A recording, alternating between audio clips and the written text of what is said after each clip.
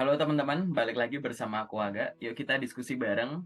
Di sini aku ada pertanyaan dari salah satu teman di komunitas lokerku yang pengen aku bahas. Bagi teman-teman yang baru nonton video ini sebagai video pertama teman-teman, maka dipersilahkan bisa untuk mengunjungi channel YouTubeku dan teman-teman bisa coba subscribe, kemudian silahkan di-explore.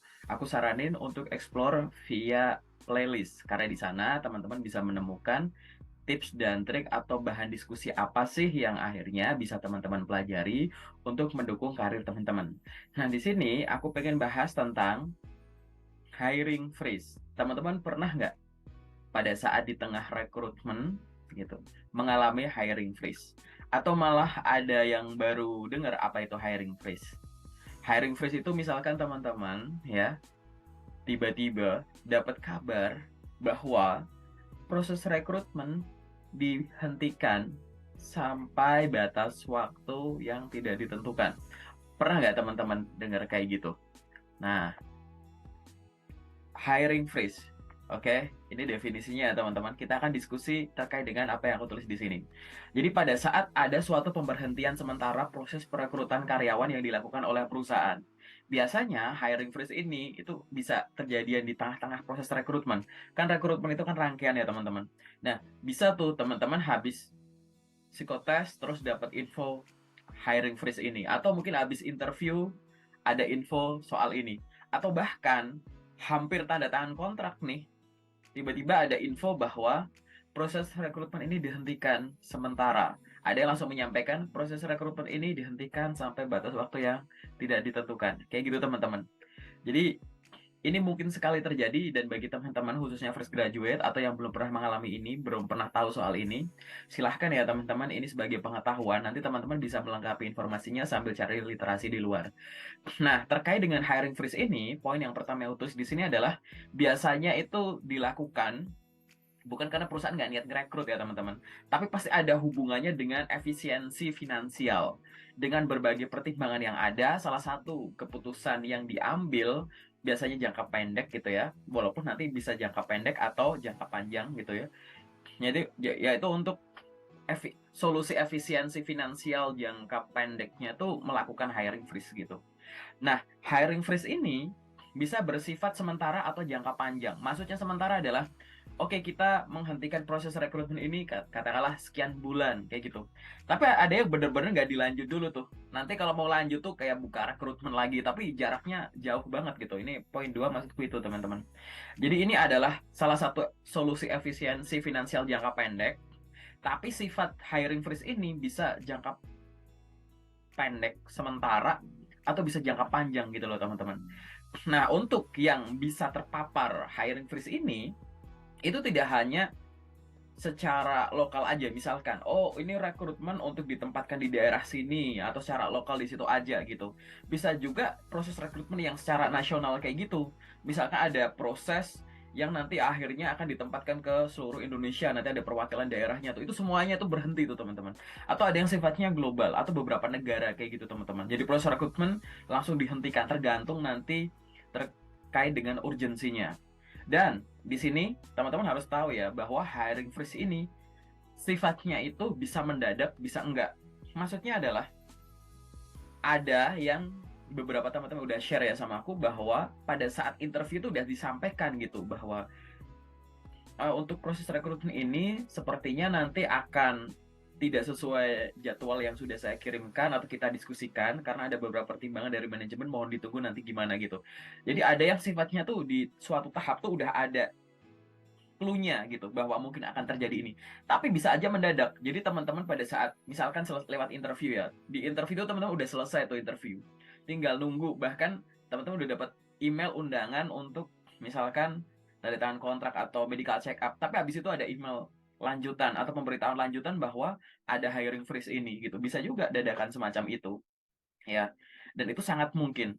Kemudian ini biasanya, ini tidak selalu ya teman-teman, dilakukan untuk posisi-posisi, tidak dilakukan untuk posisi-posisi inti atau strategis kayak gitu. Jadi ibaratnya tuh ini dihentikan, terus kalau dihentikan dengan orang yang ada dulu deh, nggak perlu nambah yang ini deh. Ini kayaknya bisnisnya masih bisa jalan deh, kayak gitu. Jadi biasanya tuh tidak untuk posisi-posisi yang strategis. Biasanya level staff misalkan gitu. Ada juga yang level supervisor atau ke atas juga ada. Tapi biasanya adalah bukan posisi-posisi inti dari bisnis tersebut gitu. Ibaratnya tadi ya simpelnya teman-teman. Dengan orang yang udah ada, kita estimasi masih bisa kok dilakukan eksekusi kayak biasa gitu, performa yang kayak biasa tanpa nambah manpower dulu gitu. Dan terakhir, ini tidak selalu, tapi beberapa case mungkin teman-teman udah ada yang melihat di sini bahwa pada saat ada hiring freeze, ada yang langsung hiring freeze aja. Tapi ada yang hiring freeze terus ada yang karyawan dirumahkan tuh. Dirumahkan tuh mungkin ada yang di layoff, mungkin ada yang dicutikan gitu, atau yang cutinya diperpanjang, atau yang kontraknya yang diperpanjang gitu-gitu sih teman-teman, beda-beda. Mungkin teman-teman ada yang udah pernah ada case-nya, silahkan kita diskusikan aja. Nah, balik lagi terkait dengan hiring freeze ini, teman-teman bisa studi literatur kayak gitu, teman-teman coba cari sumbernya gitu, bahwa yang namanya hiring freeze ini bisa ada beberapa penyebab, dan ini adalah hal yang tidak mungkin terjadi kalau kondisinya tuh kondisi normal-normal aja, teman-teman. Biasanya ada 3 faktor ini yang menjadi alasan terjadinya hiring freeze atau dihentikannya sementara proses rekrutmen. Nah, yang pertama jelas ya, perubahan kondisi ekonomi, yang kedua krisis secara global, dan ketiga ada skenario penurunan budget perusahaan kayak gitu. Perubahan kondisi ekonomi tuh paling gampang tuh apa sih gitu. Misalkan tuh ada bencana, perang, atau biaya produksi meningkat, akhirnya butuhkan efisiensi. Jadi kan kalau revenue turun ya operasional terganggu, karena operasional juga butuh biaya gitu. Atau krisis secara global. Biasanya kalau krisis secara global itu akan terjadi depresi atau resesi ekonomi gitu ya. Mungkin teman-teman udah tahu. Jadi pada saat ada degresi atau keruntuhan sektor ekonomi tertentu, apalagi terjadi di suatu negara adikuasa adidaya, negara yang tingkat perekonomiannya kuat, yang nanti akhirnya akan berpengaruh ke negara lain gitu. Biasanya kayak gitu teman-teman. Jadi sektor ekonominya runtuh yang akhirnya nanti berakibat ke sektor-sektor lain. Biasanya tuh polanya tuh, silahkan ya teman-teman boleh dicek nanti gimana kalau misalkan aku ada yang salah. Jadi misalkan ada degresi, terus kemudian PDB jelas turun, jumlah pengangguran meningkat, jumlah lapangan pekerjaan ya bisa menurun, bisa tetap, terus kenaikan gaji juga bisa lebih ke stagnan, jumlah penjualan produk atau permintaan ekspor gitu biasanya juga akan menurun, ya ya sudah gitu. Sektor-sektor lain ya pasti kena kayak gitu teman-teman. Atau yang di sini penurunan budget perusahaan. Jadi pada saat ada suatu penurunan budget, itu pasti hubungannya tuh sama HRD gitu. Jadi biasanya ada hubungannya, mana ini yang bisa diefisiensikan. Nah, termasuk tadi manpower tadi, kita coba hitung ulang kebutuhan orang per departemen itu gimana. Terus ada nggak yang sebenarnya udah oversupply dari sisi manpowernya gitu. Jadi biasanya tuh kalau skenario penurunan budget, terus nanti hubungannya sama HRD gitu. Jadi ya sudah, ini biasanya akan ada hiring freeze gitu. Jadi penurunan budget yang nanti akhirnya salah satu solusinya via HRD, biasanya akan solusinya ada di hiring freeze atau penghentian sementara proses rekrutmen. Nah, kita sebenarnya sih gini teman-teman, aku tadinya mau bahas terkait dengan sudut pandang recruiter dan dari sudut pandang job seeker ya. Tapi di sini aku pengen bahas dari sudut pandang job seeker aja gitu. Apa yang harus dilakukan kalau kita sebagai seorang pencari kerja atau job seeker? Yang pertama, jelas, teman-teman boleh menanyakan kejelasan informasi secara berkala. Dalam arti gini, penyampaian adanya hiring freeze ini ada yang via email, ada yang benar-benar resmi tapi via chat WA gitu teman-teman. Beberapa teman ada yang ngalamin itu. Nah, teman-teman berhak menanyakan secara detail. Maksudnya secara detail tuh, baik Bu atau baik Pak, untuk proses rekrutmen ini estimasinya dihentikan selama berapa lama ya Pak gitu. Atau teman-teman boleh menyampaikan bahwa mohon izin saya untuk follow up secara berkala ya gitu. Tapi berkala di sini artinya gini ya teman-teman. Teman-teman tuh lebih kayak jangan terlalu ngarep deh kayak gitu. Kalau memang nanti akhirnya dilanjut ya oke, bagus gitu. Karena hiring freeze ini adalah keputusan yang ibaratnya tuh bukan kayak kondisi perusahaannya itu yang masih normal-normal aja gitu. Jadi kayak dikit-dikit hiring freeze, dikit-dikit hiring freeze, ya enggak kayak gitu teman-teman. Karena kan ibaratnya hiring freeze ini keputusan yang susah loh, karena proses rekrutmen udah berjalan, tiba-tiba dihentikan. Berarti kan udah ada budget yang keluar dulu nih. Begitu dihentikan kan mereka rugi waktu, rugi biaya, rugi tenaga gitu kan. Kurang efisien dalam proses rekrutmennya. Tapi kalau sampai itu diambil, berarti kan ada sesuatu nih gitu. Jadi teman-teman jangan terlalu ngarep, bertanya boleh, nanti update secara berkala juga boleh. Sambil nanti secara berkala teman-teman juga buka official sosmednya atau websitenya, di mana perusahaan ini biasanya ya. Biasanya itu nge-share lowongan kerja. Beberapa case itu memang bisa kita pantau di situ. Oh, ini yang tadinya intens buka loker, posting loker kok jadi berhenti gitu. Berarti masih berhenti. Atau misalkan nih, ada satu momen teman-teman memang nggak ngeliatin, terus ngeliat, dan posisi yang dibuka tuh, loh ini kan kemarin yang aku lamar, kenapa buka lagi? Teman-teman berhak untuk menanyakan terkait dengan kronologi yang teman-teman alami gitu. Selamat siang, selamat pagi, Bapak atau Ibu, saya ingin bertanya gitu. Beberapa waktu yang lalu, atau saya ingin bertanya Bapak atau Ibu, beberapa waktu yang lalu saya melihat informasi adanya lowongan pekerjaan di perusahaan ini sebagai ini.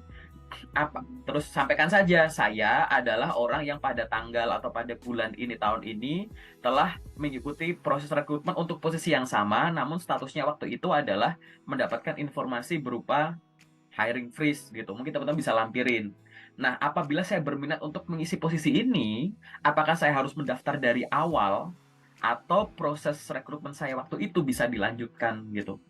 Ada yang nanya kayak gitu teman-teman, dan itu bisa dicoba, tapi balik lagi teman-teman, jangan terlalu ngarep sih kayak gitu.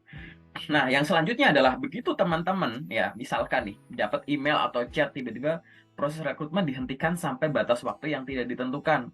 Mohon maaf atas ketidaknyamanannya kayak gitu. Teman-teman langsung move on aja, cari loker yang lain, dihajar lagi kayak gitu. Nanti teman-teman lihat juga ya, teman-teman itu ngelamar kerja itu di perusahaan apa, sektornya apa.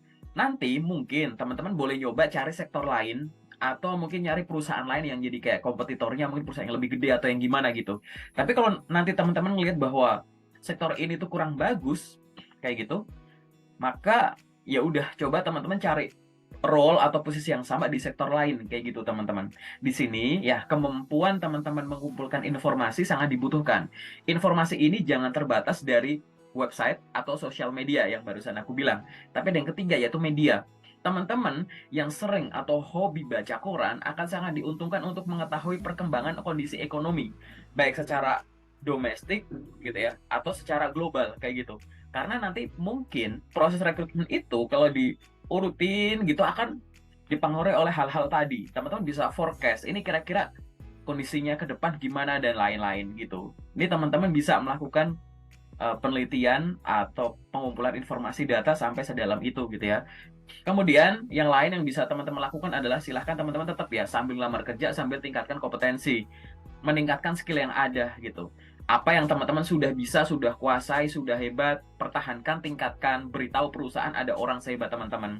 Apa yang teman-teman udah kuasai tapi belum lancar, luangkan waktu untuk menempanya biar nanti jadi lebih terlatih. Atau teman-teman belum menguasai sesuatu tapi teman-teman pengen bekerja menggunakan atau di sektor itu, di perusahaan itu, aku pengen jadi ini, tapi di situ tuh butuh kemampuan ini, aku belum bisa. Nah, teman-teman juga bisa coba belajar ya, skill apa yang dibutuhkan untuk orang yang mengisi role itu. Dan yang terakhir, apabila proses rekrutmen ini dihentikan, bagi teman-teman yang mungkin masih punya income di luar, atau misalkan dari perusahaan sebelumnya yang mau pindah kerja gitu kan, udah resign gitu, terus akhirnya udah dapat pesangon, dapat gaji terakhir dan lain-lain. Nah, teman-teman agak ngerem tuh terkait dengan spending biayanya, dan ada yang disiapkan untuk dana darurat. Gunanya apa? Gunanya misalkan kalau teman-teman butuh untuk proses rekrutmen di tempat lain tapi yang butuh biaya gitu loh teman-teman gitu. Jadi teman-teman ibaratnya jangan terlalu bergantung dengan, oh aku udah bergantung sama ini tapi ini kok freeze gitu. Aku berharap pokoknya ini namanya bagus, perusahaannya gede, pasti freeze-nya nggak lama. Kita nggak bisa kayak gitu ya teman-teman ya. Nah, itu adalah sedikit penjelasan generalku terkait dengan hiring freeze. Bagi teman-teman yang ada pengalaman, pertanyaan, atau ada sesuatu yang ingin didiskusikan, yuk kita diskusi bareng di kolom komentar, dipersilahkan. Nanti apabila ada informasi tambahan, senang banget kalau teman-teman bisa menambahkannya di kolom komentar, karena akhirnya kita bisa berdiskusi di komunitas, tidak hanya yang ada di grup lowongan kerjaku, tapi bisa di kolom komentar yang ada di channel YouTubeku. Bagi teman-teman yang nonton sampai di menit ini tapi pengen join di komunitas lowongan pekerjaanku, dipersilahkan bisa nge-DM aku lewat LinkedIn, lewat Instagram, lewat TikTok, lewat Facebook, atau di kolom komentar di YouTube. Nanti aku ajarin gimana caranya biar bisa join di komunitas lowongan pekerjaanku. Demikian dari aku teman-teman, semoga membantu, semoga teman-teman dilancarkan dalam proses mencari pekerjaan selanjutnya. Terima kasih dan sukses selalu.